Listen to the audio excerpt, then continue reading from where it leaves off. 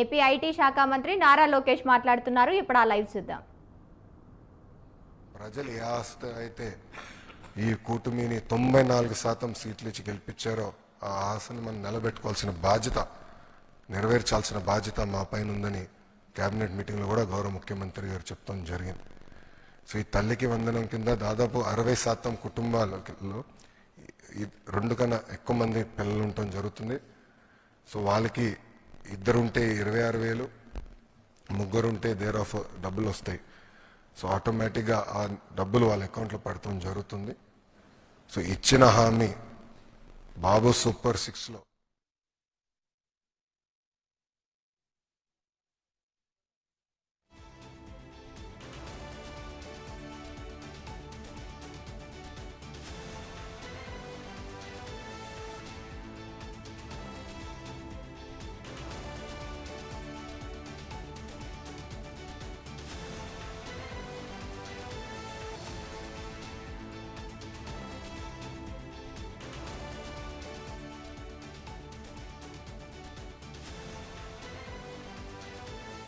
ఒక సంవత్సరం అవుతుంది. అదే సమయంలో ఇచ్చిన హామీలు ఆ రోజు ఎన్నికల మేనిఫెస్టోలో నేను చాలా స్పష్టంగా, మేనిఫెస్టోని కాకుండా ప్రచారంలో కూడా చాలా స్పష్టంగా చెప్పాను. అభివృద్ధి, సంక్షేమం, ఎన్డీఏకి 2 కళ్ళు, ఈ 2 కూడా సమాంతరంగా ప్యారలల్గా ముందుకు తీసుకెళ్తామని చాలా స్పష్టంగా హామీ ఇచ్చాం. అదే సమయంలో సంపద సృష్టిస్తాం, ఆదాయాన్ని పెంచుతాం, పెంచిన ఆదాయాన్ని అభివృద్ధికి, సంక్షేమానికి 2కి బ్యాలెన్స్ చేసుకుంటూ ఎలాంటి ఇబ్బంది లేకుండా ఈ కార్యక్రమాలు ముందుకు తీసుకుపోతామని చెప్పాం. అయితే రాష్ట్రంలో ఆర్థిక పరిస్థితులు చూసిన తర్వాత చాలామంది నాకు ఎన్నికల ముందు అడిగారు, మీరు వస్తే మీరు కనీసం ఈ రాష్ట్రాన్ని మళ్ళీ టోటల్గా విధ్వంసం జరిగింది, మీరు దీన్ని రివైవ్ చేస్తారని నమ్మకం మీకుందా, మీకు అనుభవం ఉంది, కానీ అఘాతం చూస్తే మాత్రం చాలా లోతుగా ఉంది, మీరు చేయగలుగుతారని అడిగారు. నాకు వేరే ఆప్షన్ లేదు. ఇన్ని సంవత్సరాలు ప్రజలు ఆదరించారు, ఆశీర్వదించారు. కష్టాలకు వచ్చినప్పుడు కాడు పడేయడమో పారిపోవడం కరెక్ట్ కాదు. ఎంత కష్టమైనా చేస్తామనే విధంగా ఆ రోజు చెప్పాను, ఆ డైరెక్షన్లో ముందుకు పోయాము. మేము ఆ రోజు సూపర్ 6 చెప్పాం. ఎన్నికల మేనిఫెస్టో చాలా విషయాలున్నాయి, సూపర్ 6 మేజర్గా హైలైట్ చేశాం. ఆ సూపర్ 6లో అతి కీలకం తల్లికి వందనం. ఆ తల్లికి వందనం ఆ రోజు మేము చెప్పింది చాలా స్పష్టంగా, ఒక ఇంట్లో 2 పిల్లలుంటే ఒకరికే డబ్బులిచ్చి ఒకరికి ఇవ్వకుండా చేస్తే, ఒకరిని ఆ తల్లి చదివిస్తే లేకుంటే అన్ని విషయాలు చూసుకుంటే అది మంచిది కాదు. ఎంతమంది పిల్లలుంటే అంతమంది పిల్లలకి తల్లికి వందనం వర్తింపజేస్తామని చాలా స్పష్టంగా చెప్పాం. ఈరోజు మీరు చూస్తే 67 లక్షల మందికి దగ్గర 10,091 కోట్ల రూపాయలు టోటల్గా ఖర్చు అవుతుంది.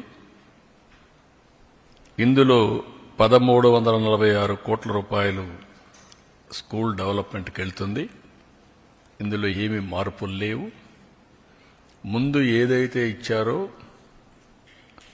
అమ్మఒడి, అదే గైడ్ లైన్స్ పెట్టి దానికంటే ఇంప్రూవ్డ్ ఏంటంటే ఎంతమంది పిల్లలుంటే అంతమంది పిల్లలకి ఆ తల్లుల అకౌంట్లో ఆ డబ్బులు వేసే కార్యక్రమానికి శ్రీకారం చుట్టాం. అప్పటికి ఇప్పటికి డిఫరెన్స్ మీరు ఒకసారి చూస్తే వాళ్ళు 42,61,965 మందికి అమ్మఒడిచ్చారు. ఈ ప్రభుత్వం 67,27,164 మందికి తల్లికి వందనం ఇస్తున్నాం. తేడా 24,65,199. ఆ రోజు వాళ్ళు ఖర్చు పెట్టింది, తల్లులకు అకౌంట్లో వేసింది 5,540 కోట్లు. ఈ రోజు మేము అకౌంట్లో వేసేది 8,745 కోట్లు. వ్యత్యాసం 3,205 కోట్లు ఒక్క తల్లికి వందనంలో మాత్రం. అందులో ఈరోజు 1,346 కోట్ల రూపాయలు డెవలప్మెంట్కి వెళ్తుంది. టోటల్గా ఖర్చు పెట్టేది 10,091 కోట్ల రూపాయలు తల్లికి వందనం కింద డెవలప్మెంట్ తల్లుల అకౌంట్కి వెళ్లే పరిస్థితి వస్తుంది. 1వ తరగతి 10వ తరగతి అవి కూడా క్యాలిక్యులేషన్లు తీసుకున్నాం, జీవో ఇష్యూ చేశాం. అడ్మిషన్స్ కాలేదు. అడ్మిషన్స్ అవుతానే వాళ్ళ అకౌంట్ కూడా తల్లుల అకౌంట్కి డబ్బులు వెళ్తుంది. ఇంకొక పక్కన తల్లి లేని పిల్లలకి, వారికి తండ్రికి కానీ లేదంటే ఎవరైతే గార్డియన్గా ఉంటారో వాళ్ళ అకౌంట్కి ఇస్తున్నాం. అనాథ పిల్లలుంటే జిల్లా కలెక్టర్ నిర్ధారించినటువంటి పథకం ప్రకారం వాళ్ళ అకౌంట్లో వేసి వాళ్ళకి హెల్ప్ చేస్తాం. ప్రైవేట్ అన్ఎయిడెడ్ పాఠశాల చదివితే 76,000 మందికి కూడా వర్తింపజేశాం. ఇది కాకుండా ట్రాన్స్పరెన్సీ ఉండాలనే ఉద్దేశంతో ఈ జాబితా సెక్రటరియట్లో, గ్రామ వార్డు కార్యాలయాల్లో కూడా పెడతాం. ఎక్కడైనా సరే ఇబ్బందులున్నా లేకుంటే సాంకేతిక సమస్యలున్నా ఇమ్మీడియట్గా రిపోర్ట్ చేస్తే అవన్నీ కరెక్ట్ చేసి మళ్ళీ అలాంటి వారికి కూడా సహాయం చేయడానికి, ఫిర్యాదులను తీసుకోవడానికి జూన్ 26 వరకు టైం కూడా పెట్టాం. 30వ తారీఖు తుది జాబితా పెట్టి అక్కడి నుంచి ఇవన్నీ కూడా అమలు చేస్తాం. ఇంకొక పక్కన ఇప్పుడు ఇచ్చింది 2 నుంచి 10వ తరగతి వరకు ఇంటర్మీడియట్ సెకండ్ ఇయర్కి బీసీల్లో చూస్తే 29,82,000 మంది వస్తున్నారు. ఇంకొక పక్క ఎస్సీల్లో 11,76,000 మంది వస్తున్నారు. ఎస్టీలు 4,26,000 మంది వస్తున్నారు. మైనారిటీలు 66,500 వస్తున్నారు. ఈడబ్ల్యూఎస్ విద్యార్థులు 8,44,000 మంది ఎకనామికలీ బ్యాక్వర్డ్ అగ్ర కులాలకు సంబంధించిన వ్యక్తులు వస్తున్నారు. ఒక బిడ్డ, 2 గాని 3 గాని 4 కూడా ఇచ్చాం. ఇది మీరు చూస్తే 18,55,760 మంది తల్లులకు ఒకే బిడ్డ, వాళ్ళకి యాజ్ ఇట్ ఈజ్ ఇస్తున్నాం. 14,55,322 మంది తల్లులకి 2 బిడ్డలు. ఇది 29,10,644. 2,10,684 మందికి 3 పిల్లలు. ఇది 6,32,052 మందికి ఇస్తున్నాం. 20,053 మందికి 4 పిల్లలు, అంటే 80,212 మందికి వీళ్ళకి కూడా ఇస్తున్నాం. ఏ మాట అయితే నేను చెప్పానో ఆ మాట ప్రకారం, ఒక పద్ధతి ప్రకారం, ఒక మాటలో చెప్పాలంటే ఇది ఒక పాపులేషన్ మేనేజ్మెంట్కి ఒక ముందడుగు. నిన్నే జపాన్లో చూసాం, 9 మిలియన్ హౌసెస్ ఆర్ వేకెంట్. ఇంకొక పక్కన ప్రపంచం అంతా కూడా ఏజింగ్ ప్రాబ్లం, రెండోది ఎకానమీ కూడా దెబ్బతినే పరిస్థితి వస్తున్నాయి. మన భారతదేశం మీరు చూస్తే 146 కోట్ల జనాభా, చైనా 130 కంటే తక్కువ ఉంది. అయితే భారతదేశం కూడా రీప్లేస్మెంట్ లెవెల్ లేదు. 2.1 ఫెర్టిలిటీ రేట్ ఉంటే రీప్లేస్మెంట్, అది 1.9కు వచ్చింది. ఆంధ్రప్రదేశ్ అయితే 1.5 ఆ ప్రాంతంకి వచ్చేసాం. సౌత్ ఇండియా మొత్తం ఆ పరిస్థితిలోకి వచ్చాం. అందుకే ఇప్పటికే ఫ్యామిలీ ప్లానింగ్ నుంచి డెమోగ్రఫిక్ మేనేజ్మెంట్ వైపు అడుగులేస్తున్నాం. ఒకప్పుడు 2 పిల్లల కంటే ఎక్కువ ఉంటే స్థానిక సంస్థల్లో పోటీ చేయడానికి అర్హత లేదు. ఇప్పుడు అది తీసేశాం. 2 పిల్లల కంటే తక్కువ ఉంటే పోటీ చేయడానికి అర్హత లేదని కొత్తగా పెట్టాల్సి వస్తుంది. అందులో రెండో స్టెప్ మీరు చూస్తే ఎక్కడికక్కడ ఆఫీసుల్లో కూడా ఒక అనుకూలమైనటువంటి వాతావరణం, చిల్డ్రన్ హోమ్స్ కింద ప్లే ఏరియా కానీ అక్కడ వాళ్ళకి ప్రత్యేకమైన సదుపాయాలు అవన్నిటి కూడా నిర్ణయాలు చేస్తున్నాం. అందులో ఇది ఒక మేజర్. చాలామంది చెప్పేది ఎక్కువ మంది పిల్లలుంటే మాకు ఆదాయం లేదు కాబట్టి మేము పిల్లల్ని చదివించలేమనే ఆలోచన ఉంది. ఈరోజు చదివించడమే కాదు, వీళ్ళకు కూడా వెసులుబాటు వస్తుందనే విధంగా ఈ కార్యక్రమానికి శ్రీకారం చుట్టాం. ఈరోజు మీరు చూసినప్పుడు తల్లికి వందనంలో ఇంకా మిగిలిన కార్యక్రమాలన్నిటికి కూడా మీరు చూసినప్పుడు అన్నదాత సుఖీభవ ఏడాదికి మొత్తం 14,000 రూపాయలు ఇస్తా అన్నాం. 6,000 రూపాయలు గవర్నమెంట్ ఆఫ్ ఇండియా ఇస్తుంది. వాళ్ళు ఇచ్చింది 7,500. ఈరోజు తెలుగుదేశం ఇచ్చేది 14,000. వ్యత్యాసం 6,500. తల్లికి వందనం నేను చెప్పాను. అన్నదాత సుఖీభవ ఇచ్చింది మీకు చెప్పాను. దీపం 3 సిలిండర్లు వాళ్ళు ఏమీ ఇవ్వలేదు. ఇంకొక పక్కన మీరు చూస్తే మత్స్యకారుల భరోసా మేమిచ్చింది మత్స్యకారుల సేవలు మొత్తం 1,29,178 మందికి ఇచ్చాం. 259 కోట్లు. వాళ్ళు ఇచ్చింది 1,09,231 109 కోట్లు. వ్యత్యాసం 150 కోట్లు అదనం. 19,947 మంది అదనంగా ఇస్తున్నాం. ఇది కాకుండా ఈరోజు ఎన్టీఆర్ భరోసా ఇది చూస్తే వాళ్ళు ఇచ్చింది మొత్తం 21,630 కోట్లు సంవత్సరానికి. మేము ఇప్పటికి ఇచ్చింది 34,000 కోట్లు ఒక్క సంవత్సరంలో. వ్యత్యాసం 12,370 కోట్లు. అంటే బటన్ నొక్కుతున్నా సమీక్షం ఇవ్వడాలని మాట్లాడే పెద్దలకి ఇవన్నీ అర్థం కావాలి. ఆ రోజు చేసిన పని రాష్ట్ర ఆర్థిక పరిస్థితిని చిన్నాభిన్నం చేశారు, విధ్వంసం చేశారు. అభివృద్ధి అనేది ఎక్కడ కనపడే పరిస్థితి లేదు. కడాన ఏ పరిస్థితికి వచ్చామంటే విశ్వసనీయత పోయిన తర్వాత ప్రొహిబిషన్ గురించి మాట్లాడిన పెద్దలు ఎక్సైజ్ తాకట్టు పెట్టి, మద్యం ఆదాయాన్ని తాకట్టు పెట్టి 25 ఏళ్లకు డబ్బులు తీసుకొచ్చే పరిస్థితికి వచ్చారు. ఇంకొక పక్క ఎంఆర్ఓ ఆఫీసుల్ని, హాస్పిటల్స్ని ఇవి తాకట్టు పెట్టి అప్పులు చేసే పరిస్థితికి వచ్చారు. నెలవారీగా జీతాలు ఇవ్వాల, పెన్షన్లు ఇవ్వాల.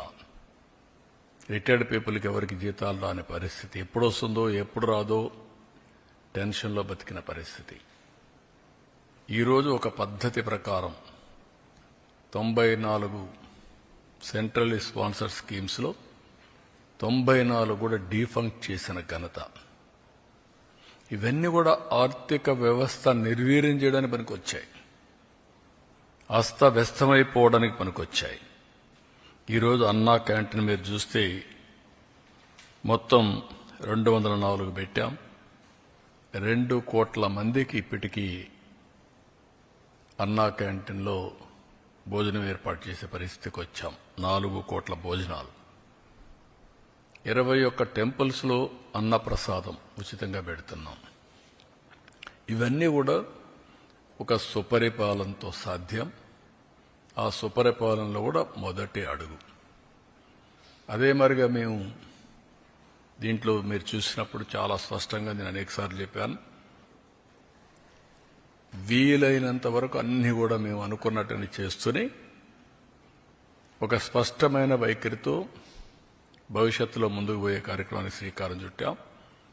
20 లక్షల మంది యువతకు ఉద్యోగాలు ఇవ్వడానికి ఇప్పటికే 9,50,000 కోట్ల రూపాయల పెట్టుబడులు, 8,50,000 మందికి ఉద్యోగాలు, ఇంకా మిగిలినట్టు కూడా ఏమేం చేయాలన్నీ వర్కౌట్ చేస్తున్నాం.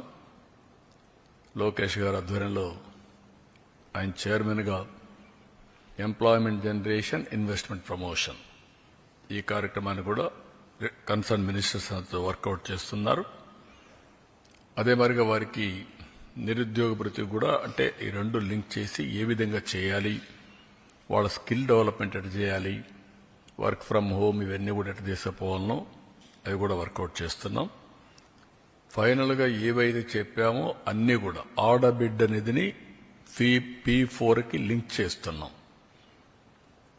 ఎందుకంటే అన్ని యూనిఫామ్గా అందరికి ఇస్తున్నాం. ఇంకా పేదరికం ఉంది, పేదరికంలో నిరుపేదలు ఉన్నారు. అలాంటి కుటుంబాలని ఆర్థికంగా పైకి తేవడం కోసం వినూత్నమైన కార్యక్రమాన్ని P4 తీసుకొచ్చాం. ఫస్ట్ ఫేజ్ 0 పావర్టీ, ఆ తర్వాత ఆర్థిక అసమానతలు తగ్గించి మెరుగైన జీవన ప్రమాణాలు. అందులో భాగంగా ఆడబిడ్డ అనేది P4కి అనుసంధానం చేసి దాన్ని కూడా ముందుకు తీసుకెళ్తాం. వాళ్ళు పెట్టే డబ్బులే కాకుండా, మనం ఇచ్చే సంక్షేమ కార్యక్రమాలే కాకుండా అదనంగా ఇది కూడా కొంత డబ్బులు ఇచ్చి దాన్ని అవసరం మేరకు వాళ్ళని కూడా పైకి తీసుకొచ్చే కార్యక్రమాలు చేస్తాం. అల్టిమేట్గా రాష్ట్రంలో మెరుగైన జీవన ప్రమాణాలు అందించాలనేది తెలుగుదేశం పార్టీ యొక్క, అదే మరి ఎన్డీఏ యొక్క ఆశయం. ఆ ఆశయానికి అనుగుణంగా సంక్షేమం, అభివృద్ధి రెండు ప్యారలల్గా చెప్పిన హామీలు నిలబెట్టుకోవడానికి ఇబ్బందులు చాలా ఉన్నాయి. ఇబ్బందులుంటే ఇబ్బందులను అధిగమించడానికి ప్రయత్నం చేస్తూ ఉంటే రాక్షసుల మారిగా రాష్ట్రాన్ని అతలాకుతలం చేయాలని, ఎక్కడికక్కడ లా అండ్ ఆర్డర్ సమస్యలు క్రియేట్ చేయాలని, ప్రజలకు ఇబ్బందులు కలిగించాలని అనేకమైనటువంటి, నేను ఎప్పుడూ నా రాజకీయ జీవితంలో చూడనటువంటి విన్యాసాలు, చూడనటువంటి అకృత్యాలు చేసే పరిస్థితికి వస్తున్నారు. ఇది మంచిది కాదు. ఈరోజు ఈ ప్రభుత్వానికి స్పష్టత ఉంది. ఇబ్బందులున్నాయి, ఆ రోజు కూడా చెప్పా. కొన్ని ఇబ్బందులు కొంత సమయంలో ఎక్కడికక్కడ పరిష్కారం చేయగలుగుతాం. కొన్ని ఇబ్బందులు మీరు చూస్తే గంజాయి, డ్రగ్స్, అడిక్ట్ అయిన వ్యక్తి మార్చడం అంత ఈజీ కాదు. అది అతనికి ఒక అబ్సెషన్, అంతే, పిచ్చిపడుతుంది. అలాంటి వాళ్ళు నేరాలు ఘోరాలు చేసే పరిస్థితి, వాళ్లకు అండగా ఉండే పరిస్థితిలో ఈ వైఎస్ఆర్ కాంగ్రెస్ పార్టీ ఉంది. ఇప్పుడు అవన్నీ నేను తర్వాత మాట్లాడతా. ఈరోజు ముఖ్యంగా ఇచ్చిన హామీలు నిలబెడుతున్నాం. కష్టమైన నష్టమైన ఇవి చేస్తూనే రాష్ట్ర ఆర్థిక పరిస్థితిని మెరుగుపరచడానికి మేము చెప్పిన హామీ ప్రకారం సమతుల్యం పాటిస్తూ ముందుకు తీసుకుపోవడానికి అన్ని విధాల ప్రయత్నం చేస్తున్నాం. ఇది తొలి అడుగు మాత్రమే. ఈ తొలి అడుగు తర్వాత ఇంకా దీన్ని ఏ విధంగా మనం ముందుకు తీసుకుపోవడానికి చేస్తాం. సాయంత్రం మీటింగ్ ఉంది, అక్కడ సమీక్ష చేసుకుంటాం. అక్కడ మీరందరూ ఉంటారు కాబట్టి అప్పుడు మీ అందరికి కూడా తగిన సమాచారం రిమైనింగ్ అంతా ఇస్తాం. With this I'm thanking all of you. Thank you one and all. ఇది జీవో ఇష్యూ. ఇప్పుడు నేను జీవోలు లోకేష్ గారికి హ్యాండ్ ఓవర్ చేస్తున్నాను. మీకు ఇవ్వాలి, మీది కాదు, మేము డబ్బులు ఇచ్చేది మేము, మీరు కాదు. మీరు అమలు చేసేది మీరు.